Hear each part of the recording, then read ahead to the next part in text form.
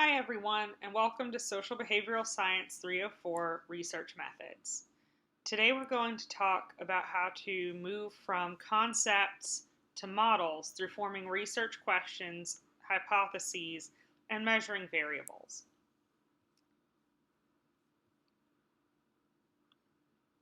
So first, I want to talk about some of the questions that came up in our discussion forums this week.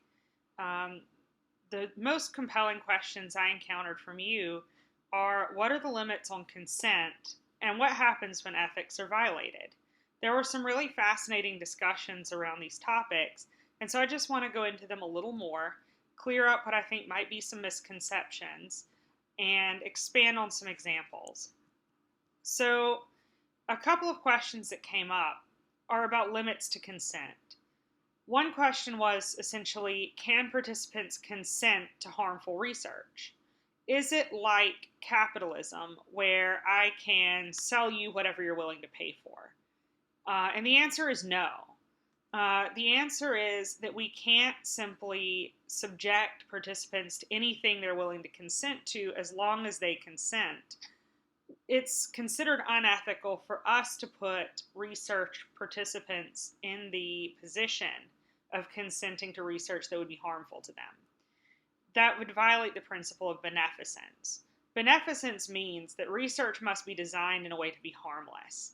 So we can't design research knowing that it's potentially harmful and then ask participants to consent to it and then say it's ethical because they consent.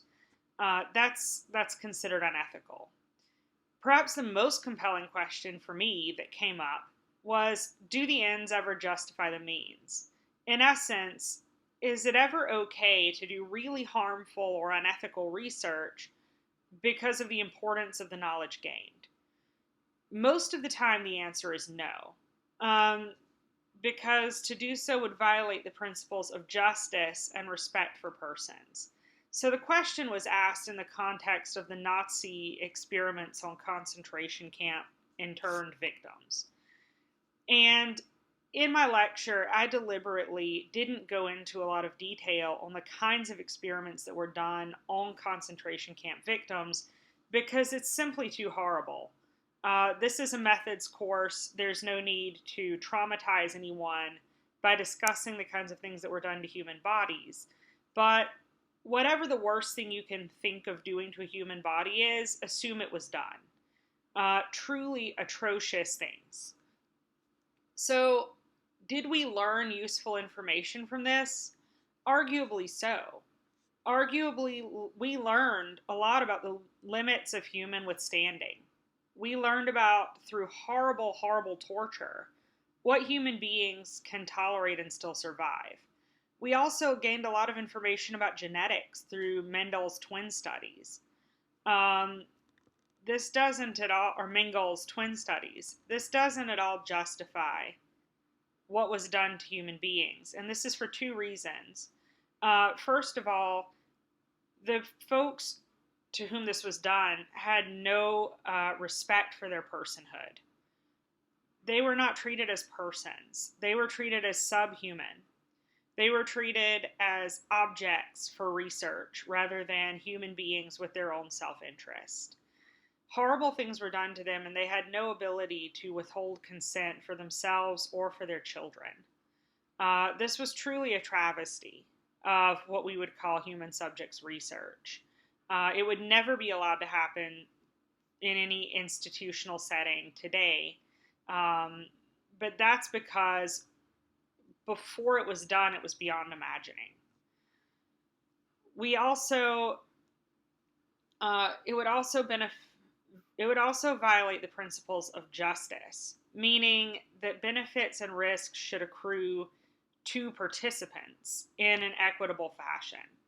So it's not enough to say you have the benefit of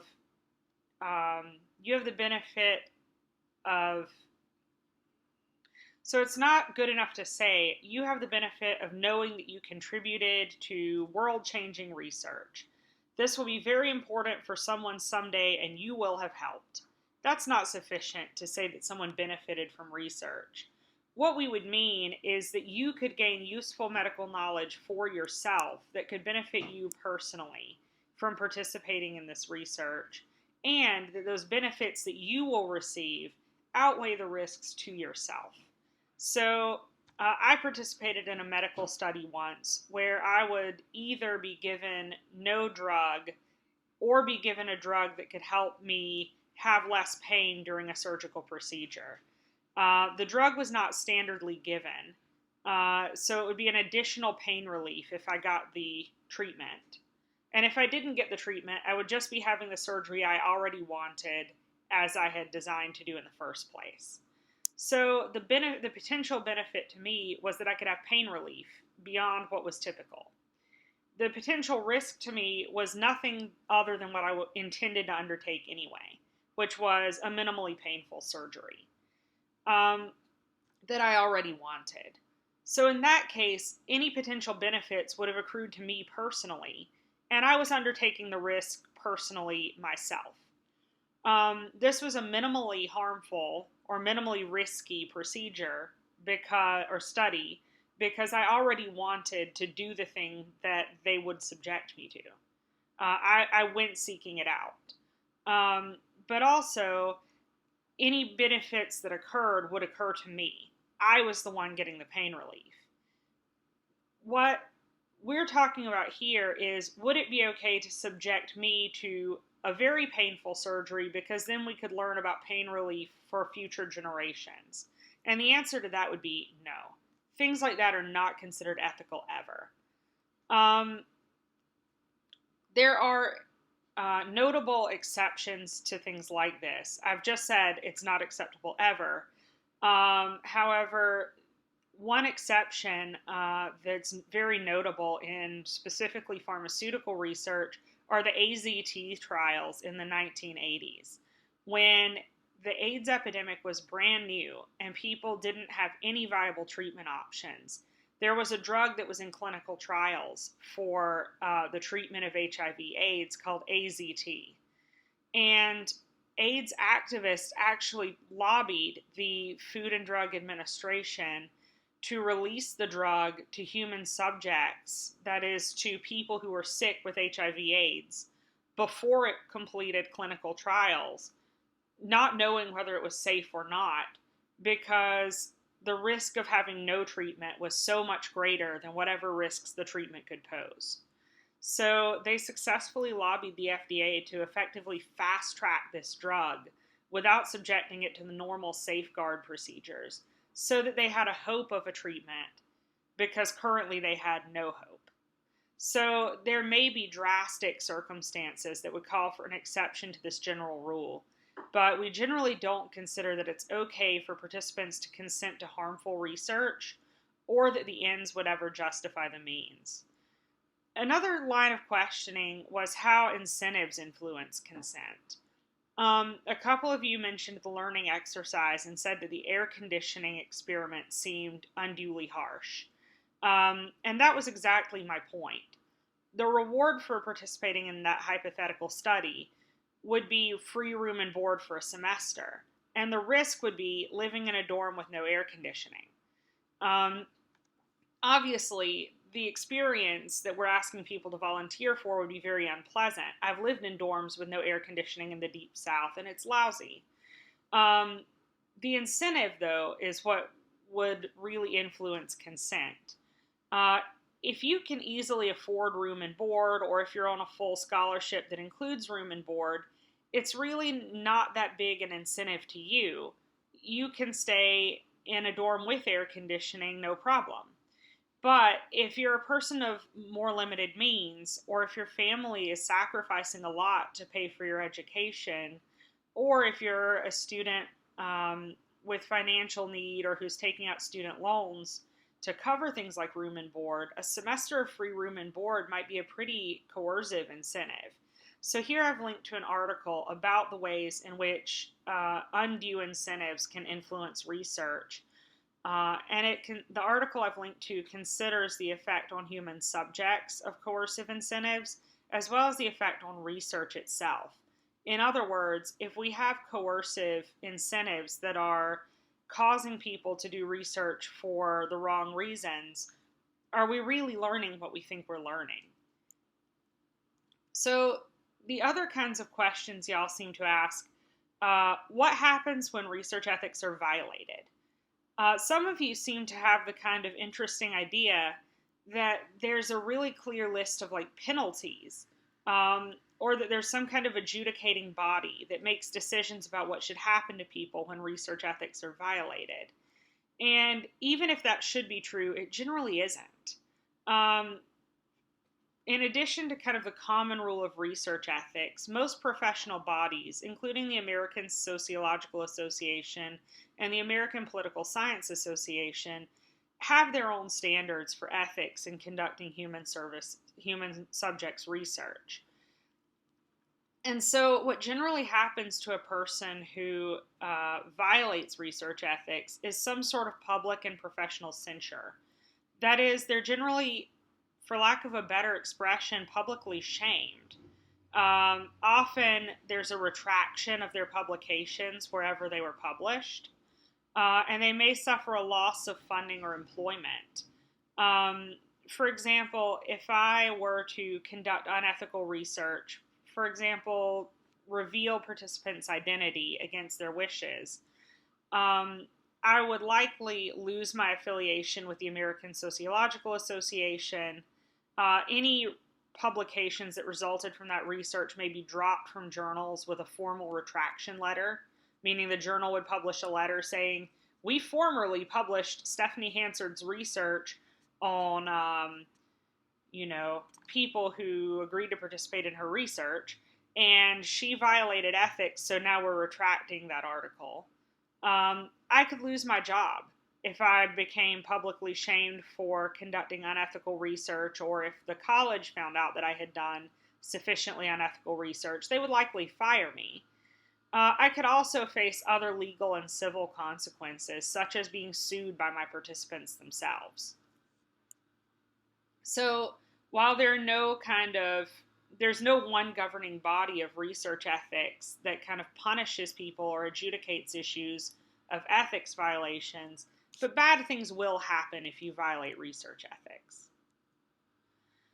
So moving forward, today we want to talk about how to form research questions and hypotheses. And your book talks about going from a concept to a model. When we talk about a model, we mean when we looked at in lecture 1 and 2, when we looked at kind of path models, where one variable influenced another variable, moving from a formal statement of what we think is happening with variables. So we're going to move from kind of a big picture idea to a small picture idea. So when we move from a concept to a hypothesis, this is what we're talking about.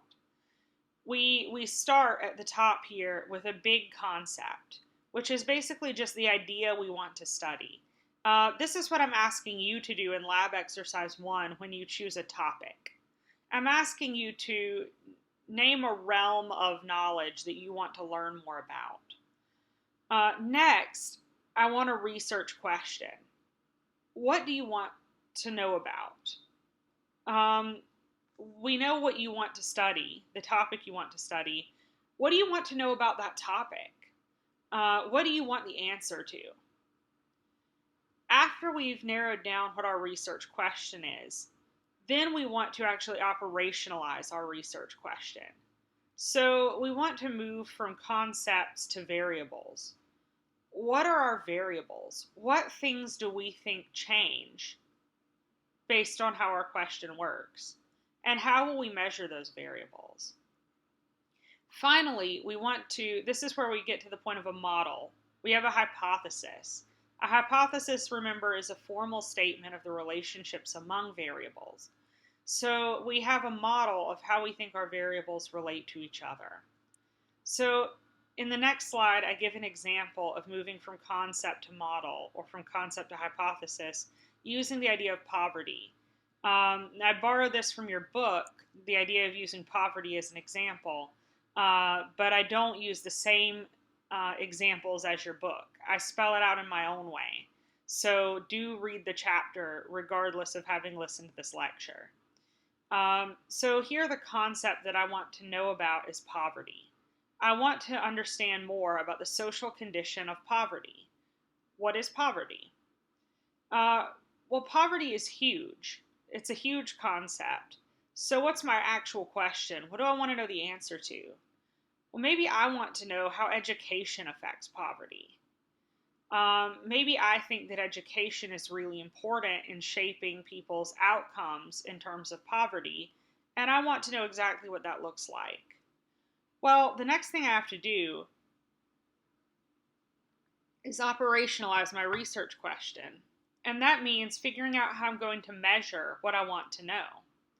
So here, I have to know what I mean by education, and I have to know what I mean by poverty. I'm going to measure education as years of school completed by age 25. My reasoning being that most people who are going to complete college have done so by age 25, although certainly not everybody. And I'm going to measure poverty as income less than $13,000 a year. Now, my reasoning for that is that the federal poverty threshold for an individual is around $13,000 per year. In other words, if you earn less than $13,000 a year, the federal government considers you to be living in poverty. So these are how I'm going to measure the elements of my research question. These are my variables. Finally, I'll make a formal statement about how I think my variables will relate to one another. And I predict that people with higher levels of education will be less likely to be in poverty. In other words, people who have completed more years of schooling before age 25 will be less likely to have an income below $13,000 per year. Now, we're going to talk later about how you'll know if your hypothesis is confirmed or disconfirmed. That's really a question for statistics. But just bear in mind that I've hypothesized a formal relationship. So next we want to talk about how we define a variable. We kind of foreshadowed it in that last slide, talking about how to measure variables and how to move from a question to a model. But how do we define our individual variables? So this relates closely to figure 4.2 in your book, but I'm going to give you kind of my own conceptualization of it. So this infographic is not taken from your book. It's my own interpretation. So when we define a variable, we move from a concept. What is the idea we want to measure? Let's say the idea is poverty. And then we want to know what dimension of our big idea can we actually measure? What do we want to know about? So poverty is a big nebulous concept. Poverty can mean anything. Poverty can mean attending a poor school. Poverty can mean living in an economically depressed neighborhood. Poverty can mean not having the things you need to get by. Poverty can mean being homeless. But for the purposes of my study, I want to know about income. Specifically, I want to know about people who have such low incomes that the government considers them to be in poverty. So the variable stage is how I will measure the dimension I want to know about. I've chosen income as the dimension of poverty that I want to know about. So the variable will be income. And the indicator is the value or values that your variable can take. So what forms can your variable take? If a variable is something that varies, then an indicator is the individual states of that variable. So if my variable is income at or below $13,000 a year, then my indicator will be levels of income above or below $13,000 a year. And here in the next slide, I just spell that out. Where my concept is poverty, my dimension is income. My variable is income below the federal poverty threshold of $13,000 a year for an individual. And my indicators, the values that my variable can take on, are income below $13,000 a year or income greater than or equal to $13,000 a year. Next, I want to talk about types of variables. So when we talk about types of variables, we're really thinking about level of measurement. And your book kind of defines this as different categories of measurement, but I learned to think about it in a hierarchical order. And so that's kind of how I'm going to illustrate it, even though your book illustrates it somewhat differently. So I think of it as a pyramid, where nominal is kind of the lowest order variable, and ratio is the highest order. And by order here, I mean how many restrictions or criteria are put on the measurement of a different type of variable. So we'll go into more detail on this later. But for now, you can think of variables as categorical or continuous. So here on the left, I've bracketed. Those in orange are categorical, and those in kind of gold are continuous. So categorical variables can be broken down into nominal and ordinal. And a nominal means name. Ordinal means order. And a continuous variable can be thought of as an interval or a ratio. Continuous just means that something continues or moves along a continuum. So we'll talk about this more in the next slide. But for now, know that how I'm thinking of this is nominal as kind of having the least restrictions, then moving to ordinal with a few more restrictions, interval with yet more, and ratio with the most. So here's a table breaking down kind of categorical and continuous variables and what we mean by them. So a categorical variable is a variable with a finite number of discrete categories. When we say that a category is discrete, we mean that it is exhaustive and mutually exclusive. You'll see those terms spelled out in your book, and I'm not going to go in a lot of detail on them here. But exhaustive basically means that the category includes everything that fits into that category, and mutually exclusive means that there's no overlap between categories.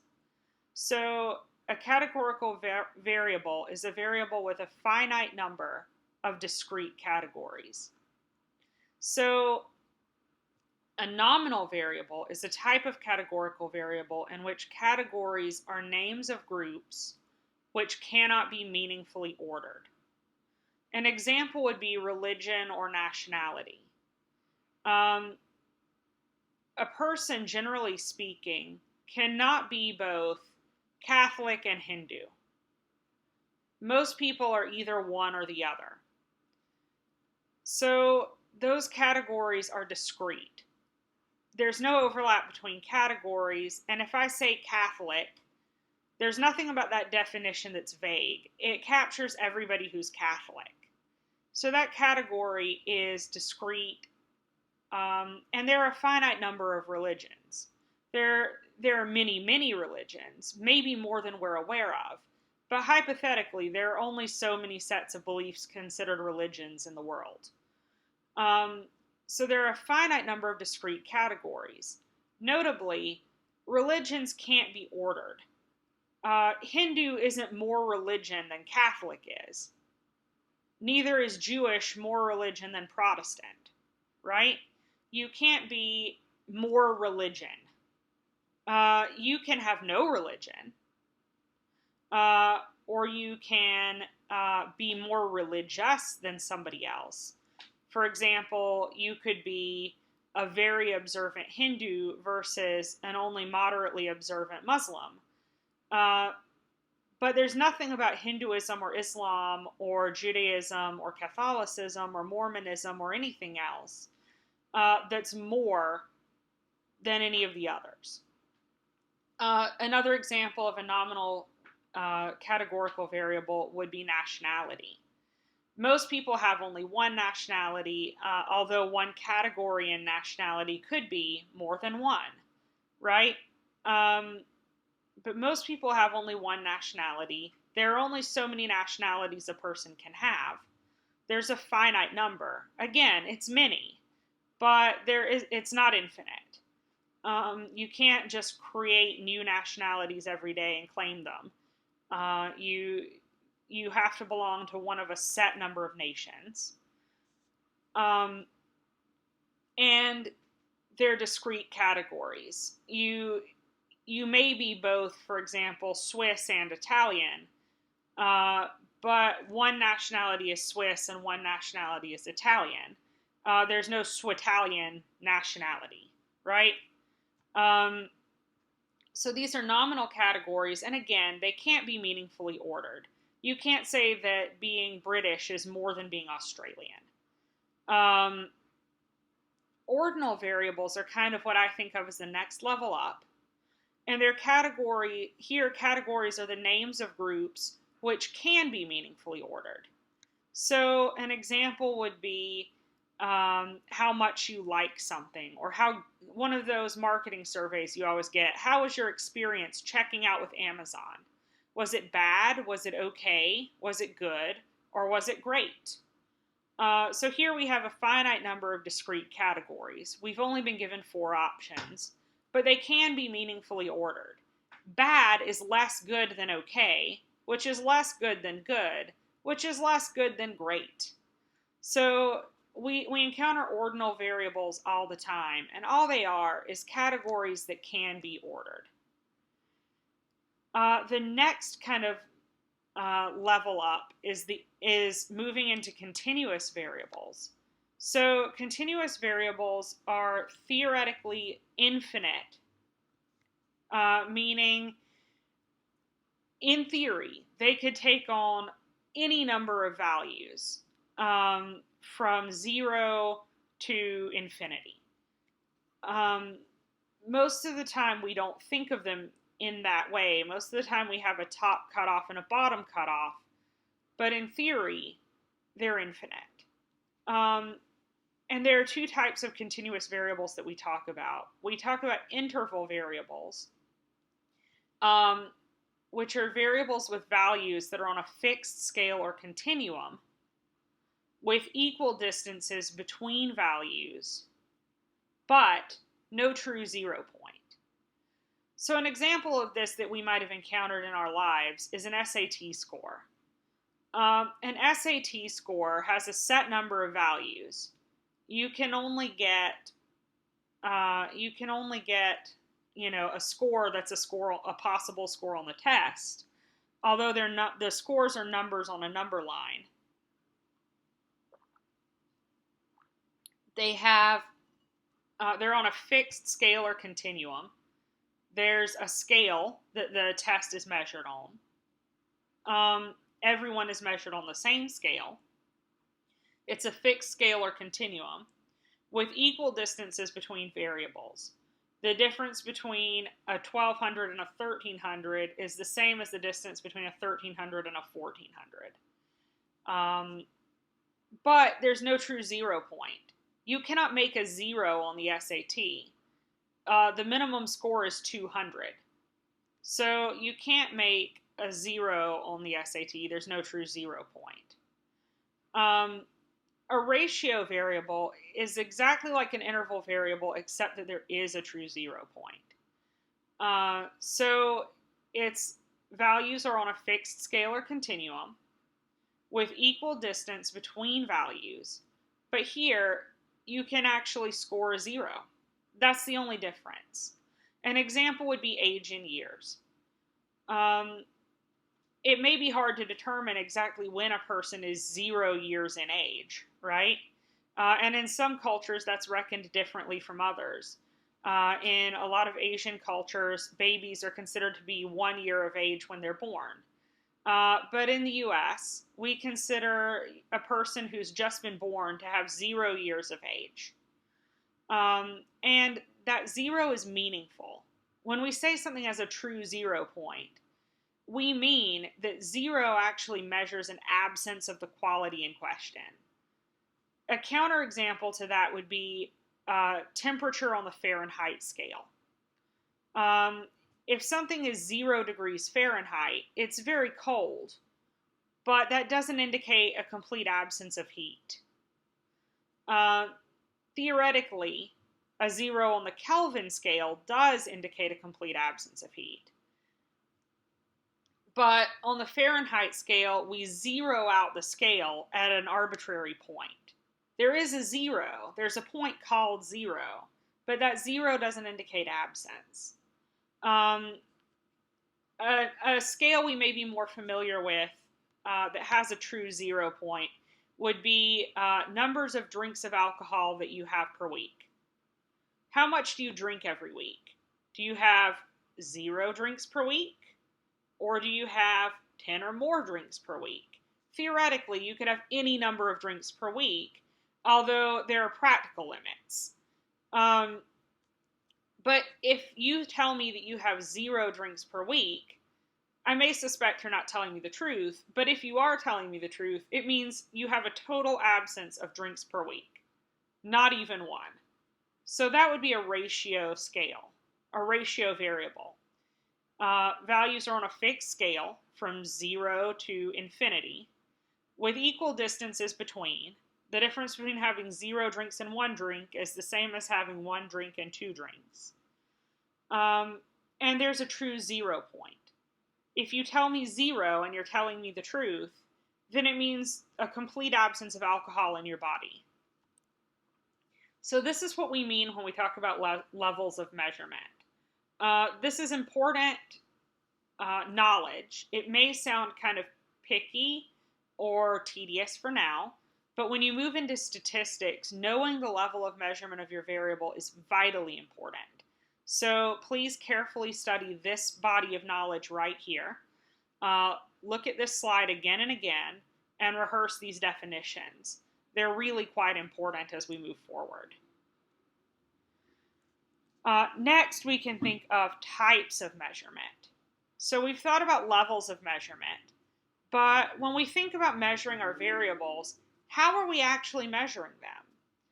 Well, we're measuring them in the form of reports, observations, artifact counts or assessments, or manipulation. So we're going to talk about now the ways that we can measure variables. By far, the most typical way we measure variables in social science research is through reports. Reports are any feedback or input given by a person.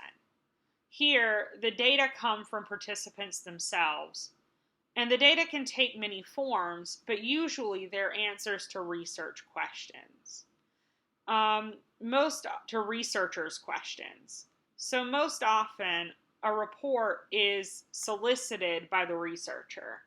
So, as we'll talk about in a minute, reports can come in a variety of forms, but most often they're in response to something. So, for example, a report could be given in response to an open-ended question. Open-ended questions are broad and often neutrally worded questions that are intended to elicit a narrative response. Your parents are asking you an open-ended question when they ask, "Tell me about your day." It's broad. Tell me about your day? Well, that could be anything. It's neutrally worded.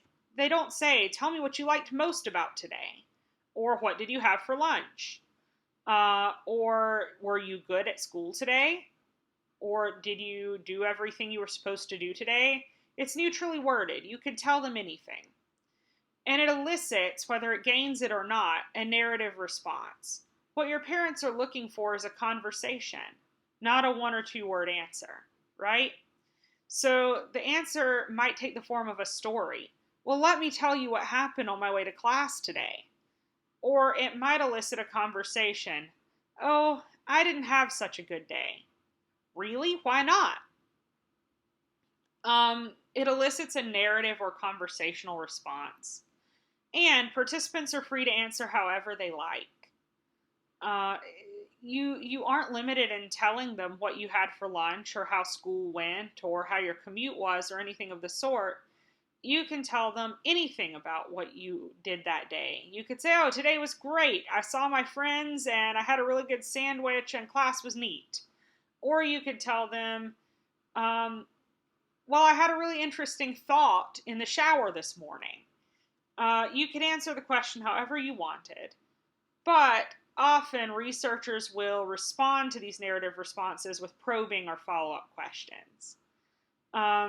So when I conducted research on men in fraternities, and I would ask them, for example, what does it mean to you to belong to an all men's organization? What I was looking for was, how does it feel to be part of an all men's organization? Why is it meaningful to you to be part of an all men's organization? But when I asked the question, what does it mean to you to be part of an all men's organization? The most common answer was, it means there are no women. So I didn't get the answer I was looking for. That question could have been worded better. So I would ask follow-up questions like, and why is that important? Or, what's special about that? Or, tell me how it feels to be part of an organization with no women. So you may have to ask follow-up or probing questions to get the kind of narrative you're looking for. In contrast to open-ended questions, we can receive reports from participants in response to closed-ended questions. Here, you can look at Table 4.2 for a more detailed description of closed-ended questions. But closed-ended questions are generally direct questions with a limited number of possible responses. For example, they can be binary or dichotomous. They can be a yes or no answer. That's what binary or dichotomous means. It means that there are only two values that the question can take. So this is a yes, no, true, false, one or the other kind of question. A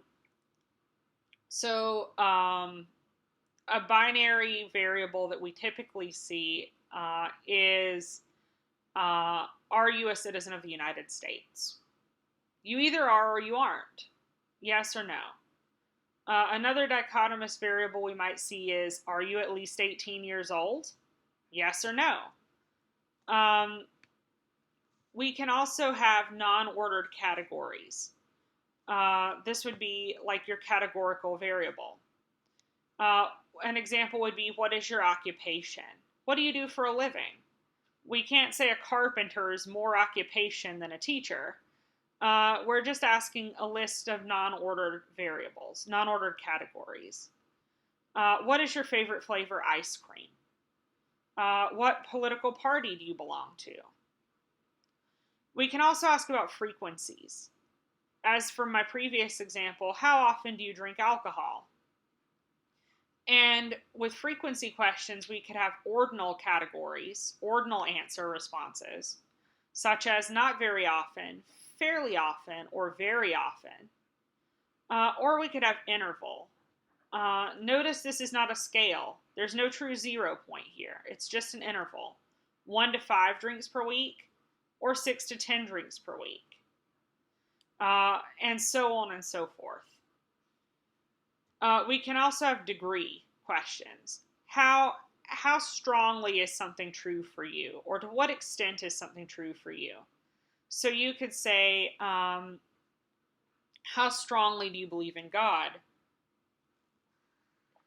And the answer categories could be something like, not very strongly, fairly strongly, very strongly, or extremely strongly.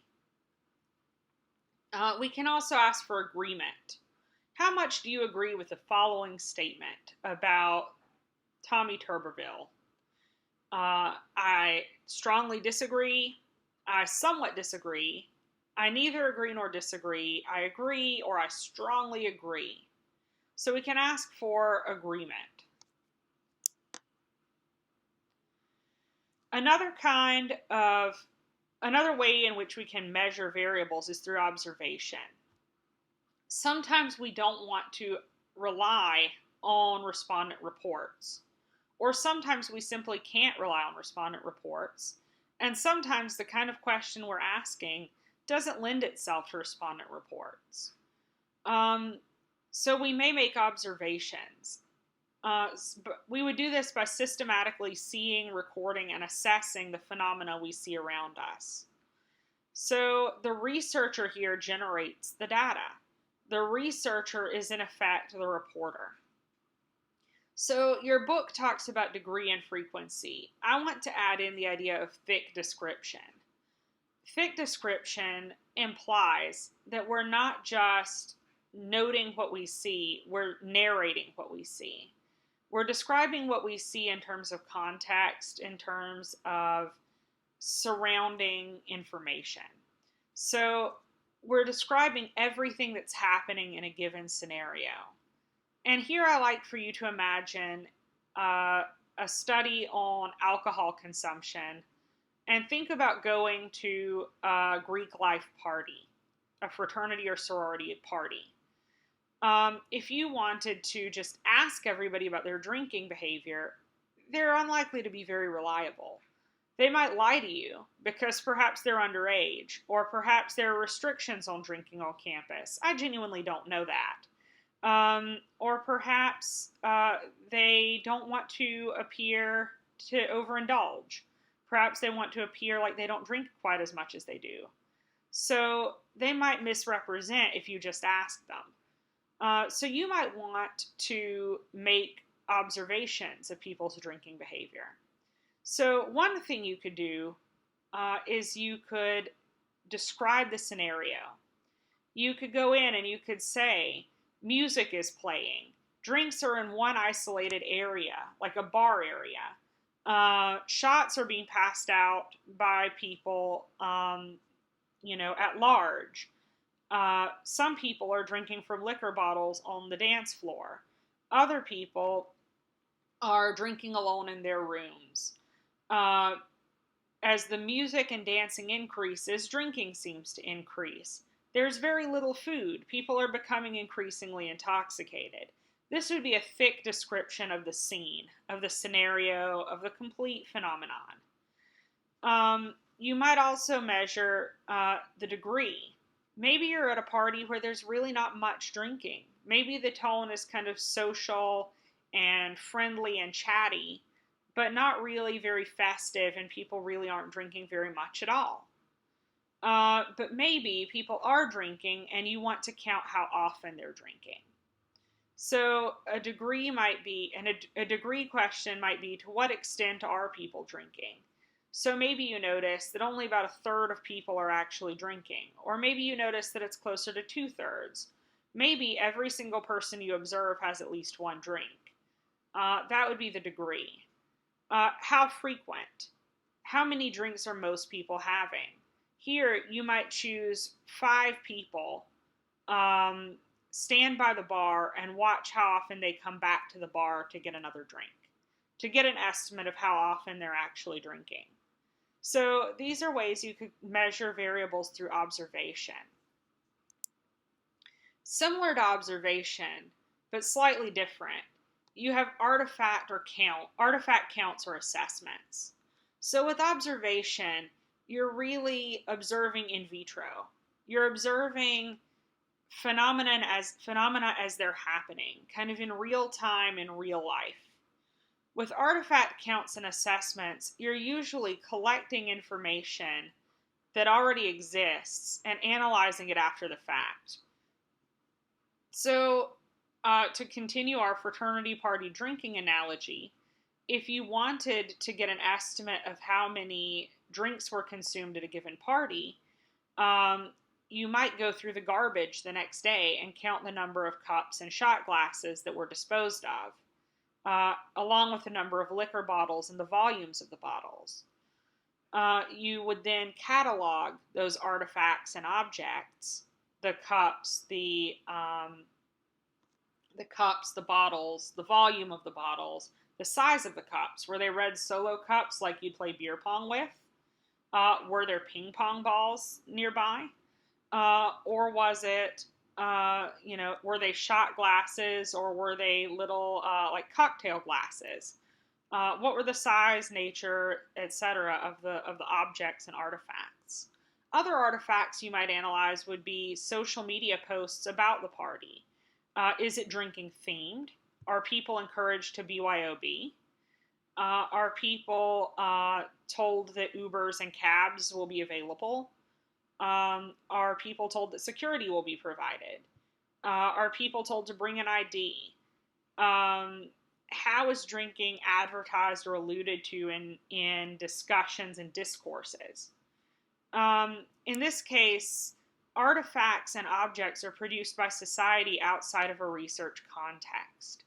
So the drinking cups, the bottles, the flyers, the Instagram posts are not generated for your use as a researcher. They're generated for the purpose of throwing a party. But the data are generated by the researcher. You're the person determining what the data points are and determining what this information is telling you. So again, just like with observation, you're really the reporter in this situation. Finally, least commonly, we may measure a variable through manipulation. Manipulation has kind of a sinister connotation. It sounds like we're coercing someone. All it really means, to manipulate something, means to change something, or to vary something, or to shape something. So what we're shaping or varying in this case is someone's experience of a stimulus or an intervention. And we're then assessing the results of that exposure or experience of a stimulus or intervention. So what we would do is randomly assign research participants to one of two conditions: an experimental group, where they would be exposed to a stimulus or intervention, or a control group, where they would not be exposed to the stimulus or intervention. A really interesting example of manipulation or experimental design is the stereotype threat studies done by Claude Steele. Claude Steele suspected that people who were part of minority groups based on race or gender did worse on certain kinds of academic evaluations because they were aware of their minority status and stereotypes that attach to that minority status. I'm going to use the example of women who are told that they're less good at math. There are stereotypes about women being less talented at mathematics, and women are aware of those stereotypes. So Claude Steele hypothesized that when women take math tests, they're not just anxious about the test as anyone would be, they're also anxious about inadvertently proving stereotypes about women being bad at math to be correct. So what Claude Steele did was choose from the university where he taught men and women who were math majors. So he knew that they had a basic level of aptitude for math and comfort with math. He then asked these math majors to take a very difficult standardized test in mathematics. He told half the students, the experimental group, that they were taking a test in mathematics. And he told half the students, the control group, that they were helping to standardize a new instrument for studying mathematics. So half the group was basically told, this is a test of your mathematical ability. And half, the control group, was not exposed to that kind of pressure. They were told, we're trying to create a new instrument for studying math, and we want to know how well this one works. Can you try it out for us? So they weren't told it was a measure of their personal ability. And what Claude Steele found was that in the control group, there were no differences between men math majors and women math majors who took this test. You couldn't tell by someone's score whether they were a man or a woman, and there were no average group differences between men and women. However, in the experimental group, those who are told that the math test was a test of their skill in math, he did find differences. Men consistently outperformed women on the test, thus supporting his hypothesis that stereotype threat was creating math performance gaps for women. Finally, today, I want us to talk about validity and reliability. Validity is thinking about whether we're measuring what we intend to measure, and reliability is talking about whether we're measuring something in a predictable and consistent way. So, validity is basically asking, is the measure used for a given concept accurately capturing that concept? Are we learning about what we think we're learning about? So here I've used the example of an arrow hitting a bullseye as an image for validity. That is, we're hitting our target. We're measuring what we're trying to measure. An example of this would be if I wanted to measure income, and so I measured how much money someone was paid from working and from other forms of payment every year. I just counted up their total money coming in. Well, that would be a valid measure of their income. What we typically mean by income is how much money does someone have coming in within a given time period. So counting how much money someone had coming in would be a valid way of measuring their income. We would be learning about income in precisely the way we thought we were learning about it. Reliability is a different concept. Reliability just means that we are measuring the same thing in the same way every time, and that measurement is consistent across subjects. So here I've used the example of a bathroom scale. So as long as my scale is calibrated properly, it should measure weight for the same group of people, it should measure weight in the same way for every person every time, right? It should measure weight on the same scale for everybody. It should measure weight with the same degree of accuracy for everyone. So as long as my scale is calibrated, I'm reliably measuring everyone's weight in the same way, and my measurement will be consistent across subjects. If I have 100 people stand on the same scale, I shouldn't expect that the scale is messing up my measurement. However, just because something is reliable doesn't mean it's valid. I could reliably measure everyone's weight, but if I then used weight as a measure of intelligence, my measure would be reliable but have no validity. Weight is not an accurate measure of intelligence. The more someone weighs, we can't assume that they're more intelligent, right? A 400-pound person isn't 4 times as smart as a 100-pound person. That's because weight and intelligence have nothing to do with each other. However, using a scale, I would have a highly reliable measure of whatever I was measuring as long as the scale worked properly. So when we think about the reliability and validity of our measures, we have to ask ourselves the two-part question: am I measuring what I'm trying to measure in the same way for every subject every time? And are the measurements I'm getting accurately capturing the concept I'm interested in? And that's what we mean by reliability and validity.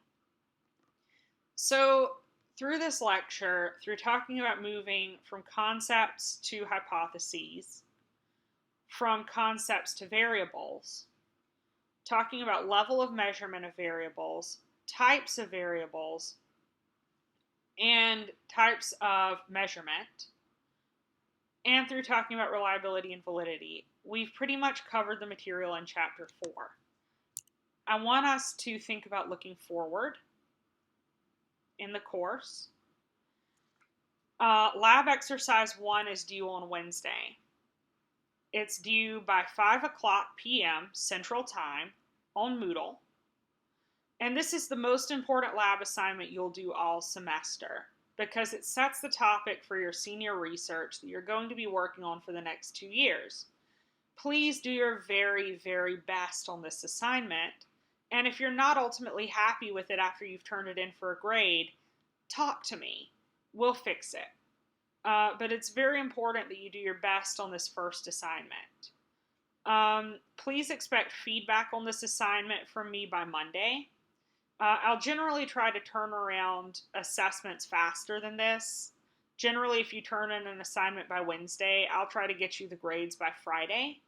That's not going to happen this time because I want to really put a lot of work into assessing these assignments, this assignment. That's because it's the most important one. I really want to set everyone off on the right foot by giving you all the feedback I think you need.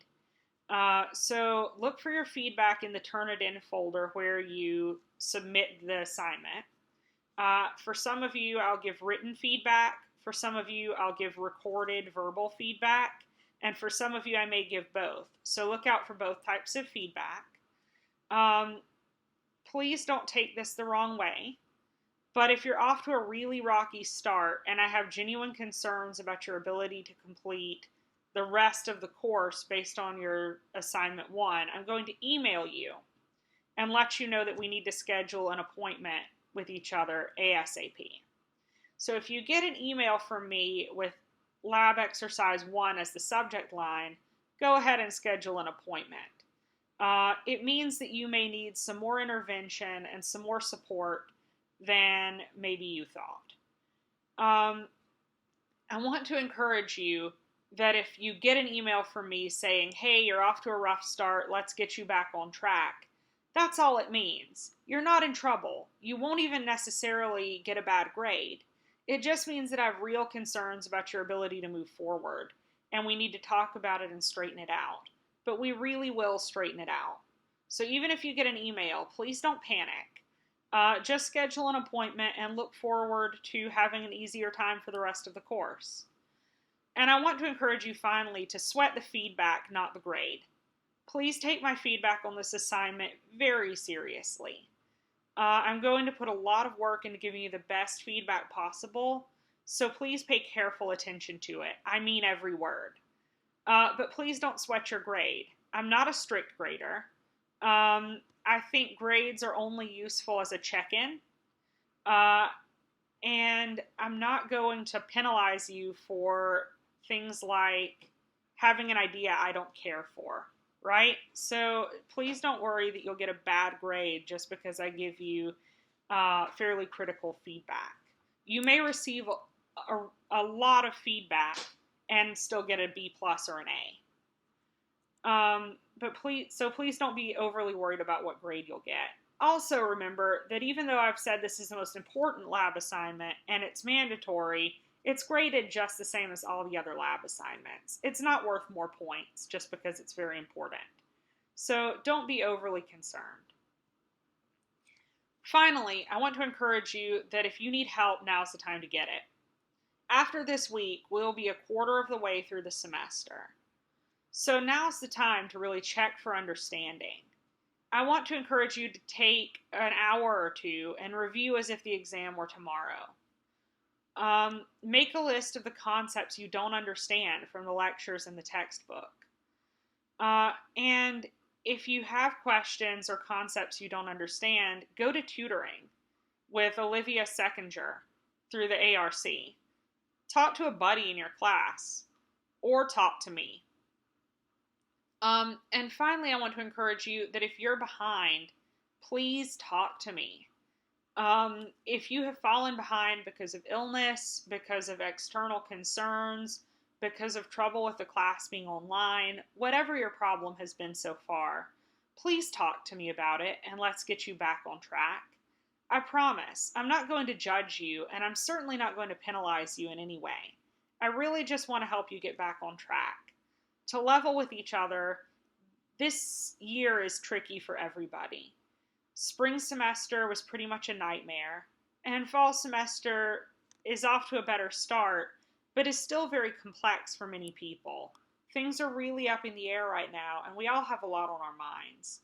I'm not judging you if you've fallen behind. I really just want to help you get the time and money's worth out of this class. So please get in touch with me if you need help. I'm here for you.